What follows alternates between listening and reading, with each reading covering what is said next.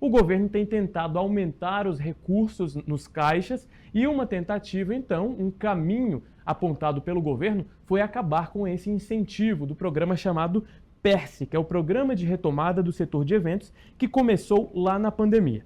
O anúncio veio depois de uma resistência dos parlamentares com o fim desses incentivos. O acordo foi fechado em uma reunião na residência oficial do presidente da Câmara, Arthur Lira, com a participação de líderes dos partidos. O PERSE, Programa Emergencial de Retomada do Setor de Eventos, isenta as empresas de tributos como PIS/PASEP para compensar as perdas ocasionadas pela pandemia. Ele começou a funcionar em 2022 e tinha a previsão de durar 5 anos. Mas como cerca de 92% da renúncia fiscal esperada, de 25 bilhões de reais, já foram alcançados, o governo resolveu fazer um pente fino e propor o fim do programa. Veio o problema das empresas que não são merecedoras de renúncia, até porque nem estavam em operação durante a pandemia. Então você tem uma série de inconsistências no PEC que foram amplamente reconhecidas pelos líderes. A medida provisória que determina o encerramento do PERSE será mantida por também tratar das compensações tributárias desta e outras iniciativas.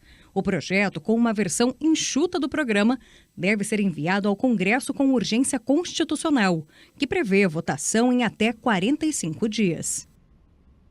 Olha, tentando esmiuçar as decisões do ministro Fernando Haddad e da equipe econômica, a gente percebe que há um chamado bode na sala. O que o ministro da Fazenda tem feito? Tem tomado decisões que vão contra o que pensa o Congresso Nacional para depois negociar e conseguir pelo menos algum ponto que interesse ao governo.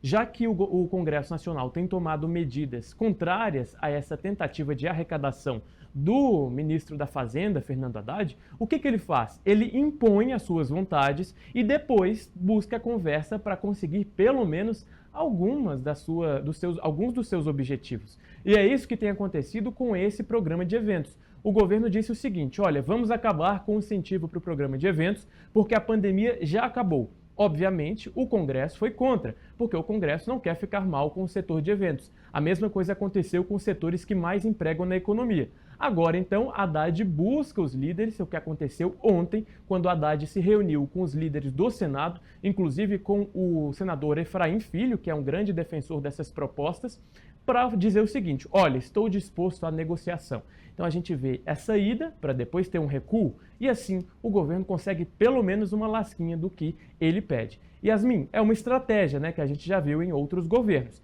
Pelo jeito tem funcionado. Então no início o ministro se indispõe com alguns líderes do Congresso, mas depois recua e consegue ali pelo menos um pontinho do que a equipe econômica busca. É quase fazendo ali uma análise de campo. Ele vai com tudo o que ele quer, ver como é que fica essa rejeição ou não dentro do Congresso Nacional. Foi assim que foi feito no caso do PERSE, no caso da medida provisória que trata da desoneração da folha de pagamentos. E aí percebe que o campo está meio minado, vamos de fazer essa metáfora aqui. O campo minou, aí ele vai tirando ali o que não agrada tanto e o que ele vai considerando importante, numa tentativa, claro, porque a proposta do Executivo Federal, é bom a gente lembrar quando a gente fala dessa questão de arrecadação, né, Murilo?